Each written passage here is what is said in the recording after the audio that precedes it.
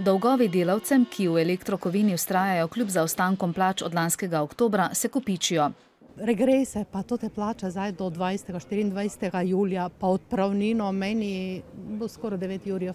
Pol plače pa je obljubo, pa smo delali, pa spet, ne, in vedno smo neko živeli v upanju, da bo, ne.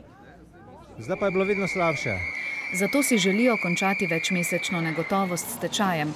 Z mariborske občine denarja za plačilo vloge za stečaj delavci ne morejo pričakovati. Običajno lahko samo v skladu z našimi pooblastili ali pa z tem, kar župan razpolaga z nekimi sredstvi v tako imenovanem Darujmo s srcem. Ne. Delate noč in dan brez vsakega plačila. Hočemo plače! Tako.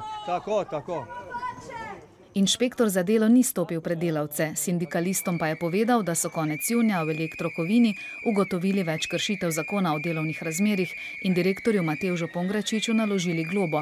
Nič oprijemljivejšega niso delavci izvedeli ob obisku davčne izpostave. Stvari rešujemo, tukaj ni nekaj, kar bi lahko mi še naredili več. Ne?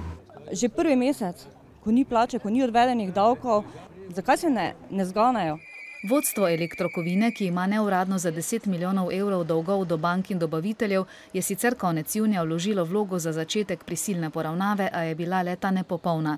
Zaposleni direktorju ne zaupajo, kar so dokazali tudi včeraj, ko so se soglasno odločili, da se ne bodo prezaposlili v podjetje, ki ga ustanavlja.